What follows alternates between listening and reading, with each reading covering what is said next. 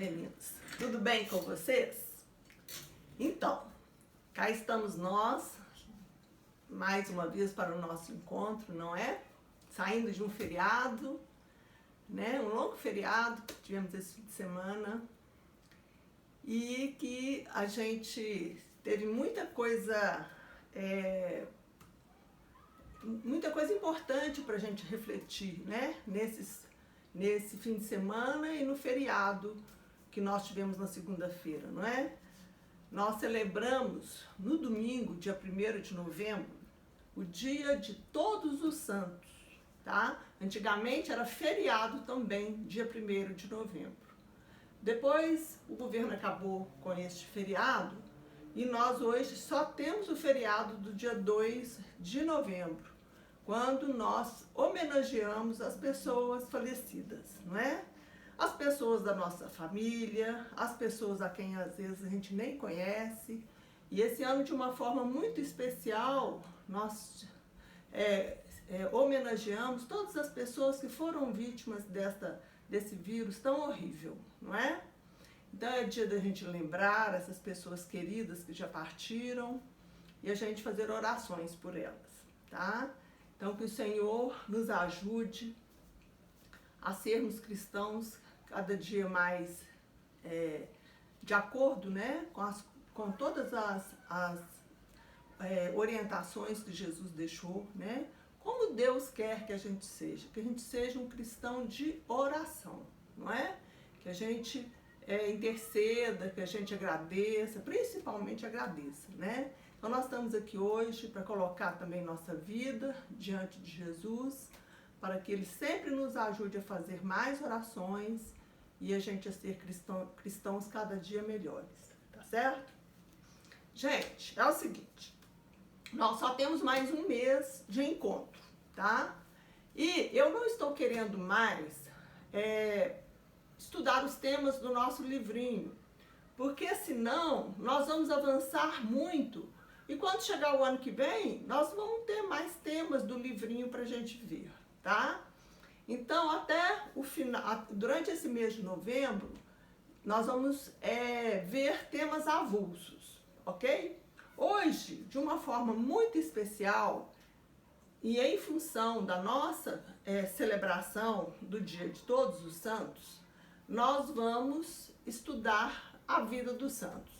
Como que nós vamos estudar a vida dos santos? Vai ser da seguinte forma. Eu vou falar sobre os santos de forma geral, tá?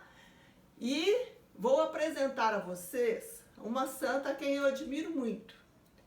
E eu vou querer que vocês façam uma breve pesquisa sobre um santo, ou de devoção da família de vocês, da avó, da mãe, do pai, tá?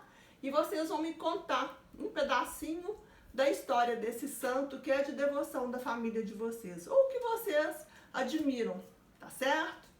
E aí vocês podem mandar de duas formas. Ou vocês mandam no grupo, onde todo mundo vai poder participar e aprender um pouquinho mais da vida dos santos, ou se vocês não quiserem, manda no meu WhatsApp particular mesmo, tá?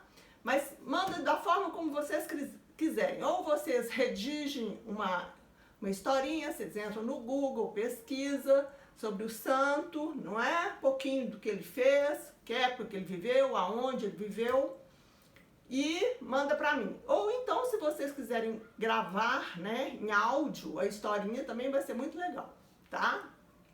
Então, meninos, hoje nós vamos falar de uma forma, primeiramente eu vou falar de uma forma mais genérica.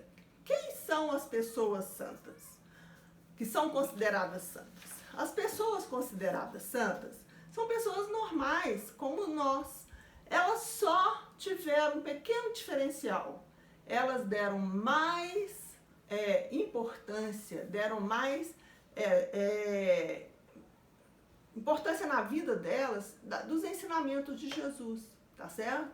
Então, muitos santos foram considerados santos ou por milagres, né, que eles ajudaram as pessoas a alcançarem, nós vamos falar isso daqui a pouco, ou pela obra. O que é ser santo pela obra? é pelas atitudes, tá? Pela forma como elas levaram a vida delas, dedicando às causas dos necessitados, tá certo? Ou então, pessoas que, mais isso um tempo mais atrás, que se tornaram santas porque defenderam a fé cristã com a vida, tá? Os cristãos foram muito perseguidos depois que Jesus morreu, durante as guerras, não é? Então, eles perseguiam por causa da religião. Então, eles queriam muitas vezes que os cristãos negassem a Jesus, negassem a Deus. E eles falavam, não, a gente não vai negar, nós sempre vamos adorar o nosso Deus, sempre vamos acreditar.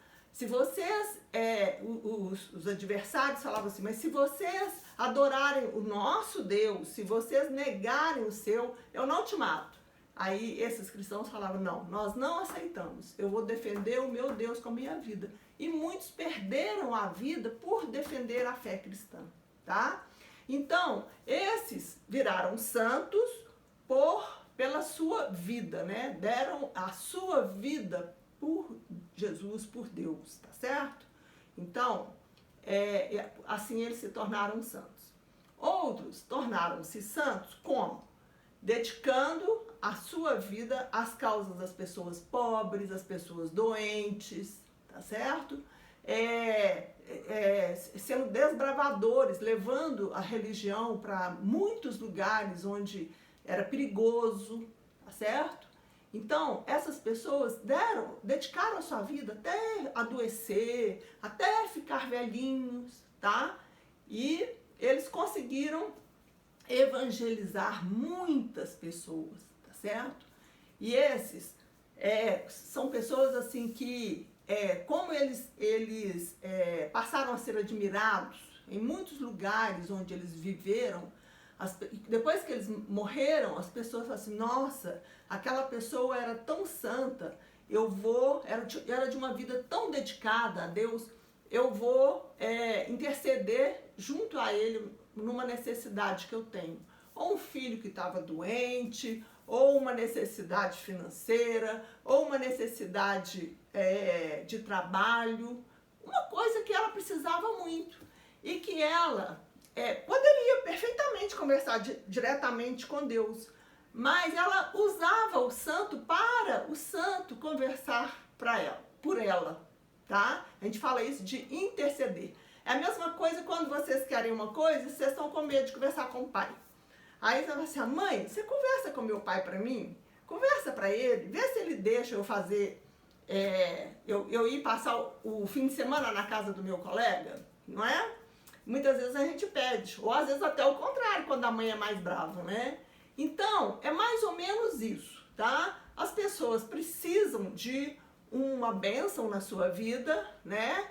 Então, ela usa o santo. Ô, meu santo, dava para você conversar com Jesus para ver com ele se ele me ajuda nessa minha necessidade, tá? Isso é intercessão, tá certo? Não é o santo que faz.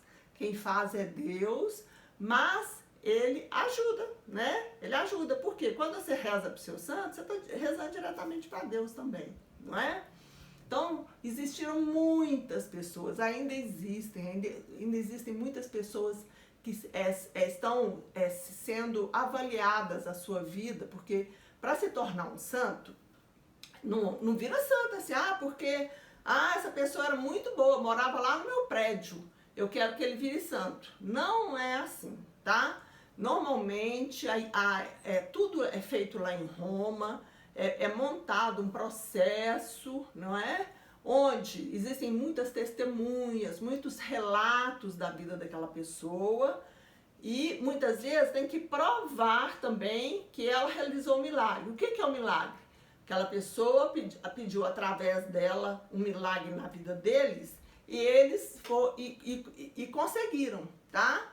Então, essa pessoa que conseguiu, né, a bênção na vida dela, ela dedica a essa pessoa que ela quer santa o milagre, tá? De ter curado, de ter conseguido as coisas, não é? Então, precisa ter provas, tá? Provas científicas, no caso de cura, precisa de médicos fazerem laudos, né? Olha, essa pessoa tinha, vamos supor, um câncer que não tinha cura e da noite para o dia sumiu, né?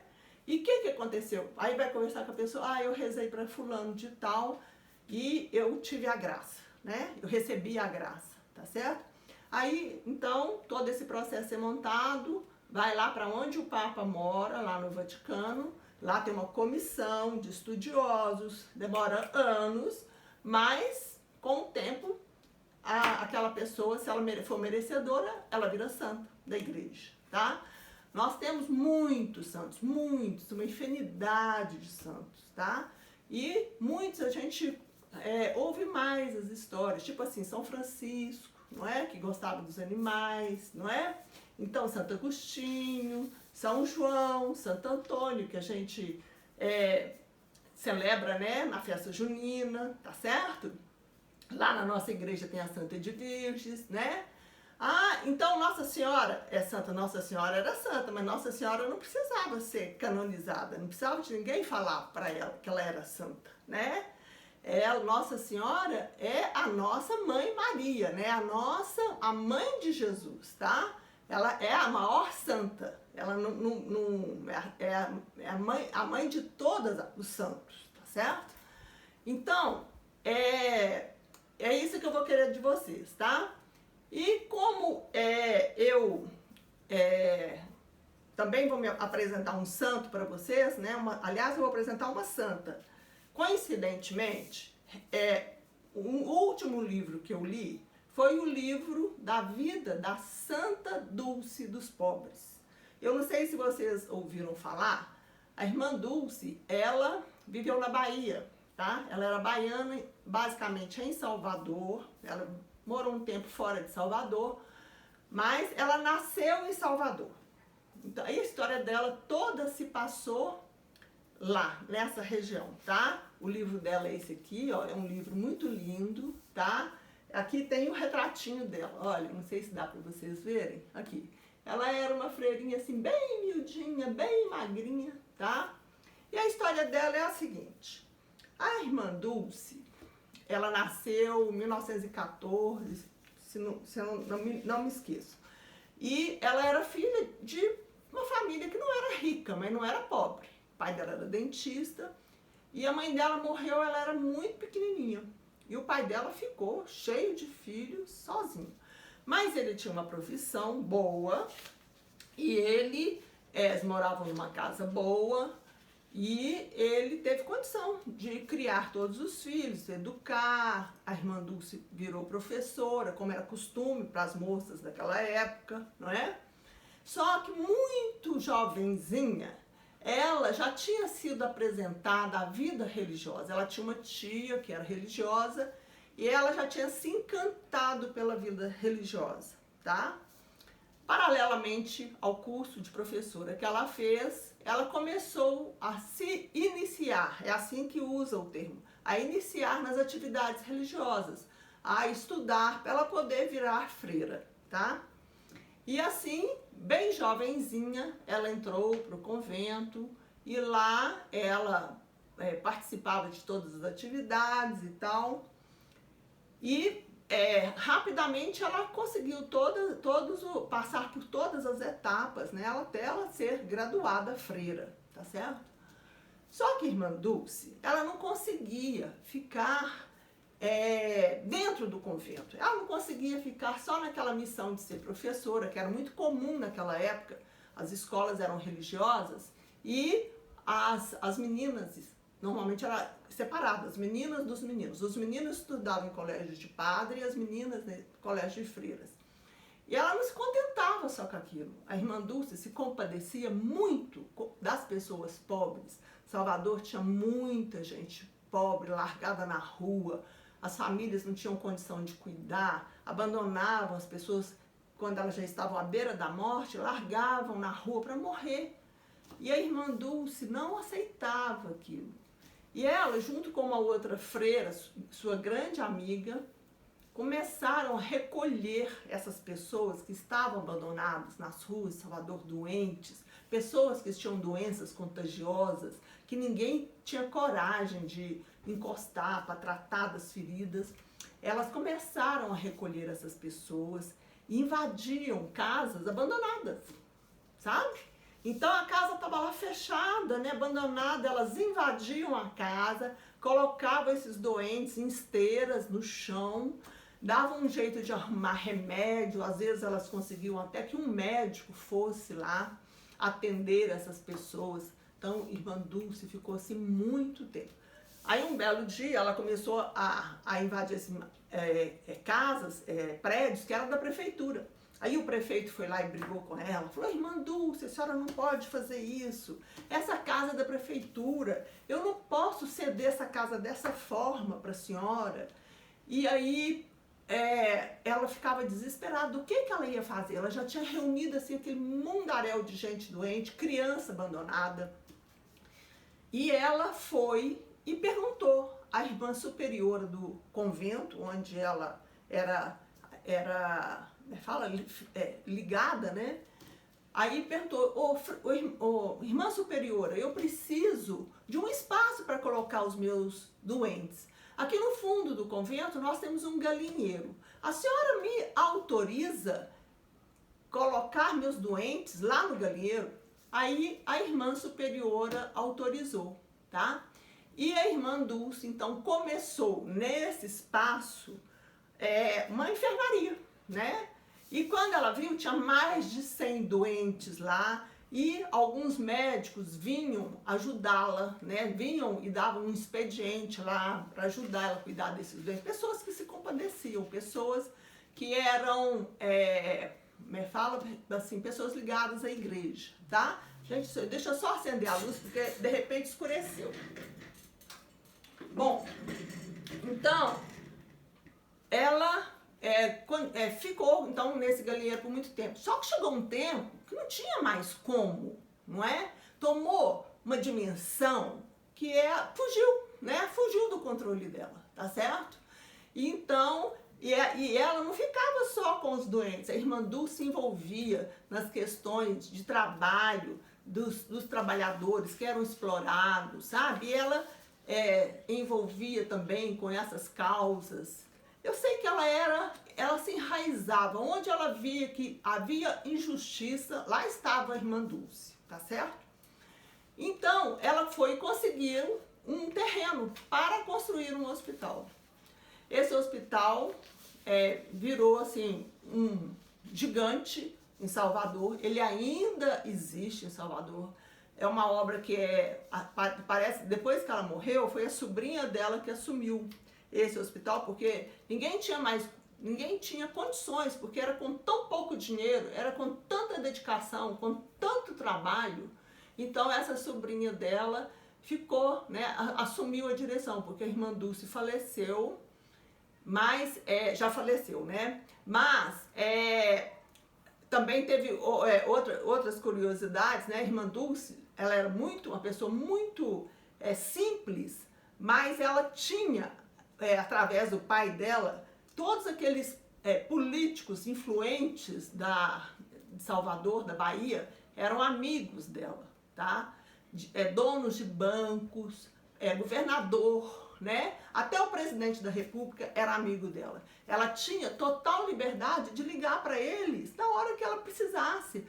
Eu estou precisando disso. Claro que não era uma coisa assim que caía de milagre na mão dela. Ela tinha que batalhar, ela tinha que ir atrás, né? Mas ela tinha portas abertas por muitos canais para as pessoas ajudarem em situações muito difíceis, né? E era muito difícil. Vocês imaginam um hospital lá que com não sei quantos leitos hoje para atender todo tipo de doença, não é? É muito caro. Além do pessoal que você tem que pagar, porque você tem enfermeiro, você tem médico, ninguém trabalha de graça, não é? Certa vez, o Papa João Paulo II veio, a primeira vez que ele veio ao Brasil, ele foi celebrar uma missa em Salvador. E a irmã Dulce foi uma das convidadas pela organização, né, a subir ao altar e cumprimentar o Papa. Ele falou assim para ela: não desista, continue o seu trabalho. Ele já tinha ouvido falar dela, né? A irmã Dulce, muito nova, ela fez uma promessa, ela, se não me engano, por conta da irmã dela. Ela estava com uma irmã muito doente e ela fez uma promessa que ela nunca mais ia dormir deitada na cama, que ela ia dormir numa cadeira, recostada numa cadeira. Foram muitos anos, irmã Dulce sentada na cadeira porque ela queria que a irmã dela fosse salva de uma doença. E ela conseguiu o milagre. Só bem doentinha, já bem doentinha, que as irmãs que cuidavam dela conseguiram, né, convencê-la a ficar, né, de repouso na sua cama, tá? E assim, irmã Dulce ficou muitos meses acamada, muito doentinha, muito fraquinha. Era uma quantidade enorme de médicos que cuidavam dela, porque eles eram simplesmente apaixonados pelo trabalho dela. E o Papa volta por uma segunda vez à Bahia, tá? E ele faz questão de ir no leito da irmã Dulce para abençoá-la, tá certo? Daí vocês veem a grandiosidade dessa mulher. Depois que ela morreu, teve um rapaz que ficou cego, uma doença, e ele ficou cego. Aí um dia, eles deram para ele um santinho, não um santinho, uma imagenzinha da irmã Dulce, porque ela não era ainda santa não, tá? Falaram assim, olha, um retratinho da irmã Dulce. Falaram assim para ele, peça para ela te curar. E ele sentia muita dor, sabe? E diz que ele foi, já era de noite, ele pegou o retratinho da irmã Dulce e fez as orações dele segurando o retratinho. Olha, a gente estava cega, hein? Mas segurando o retratinho da irmã Dulce.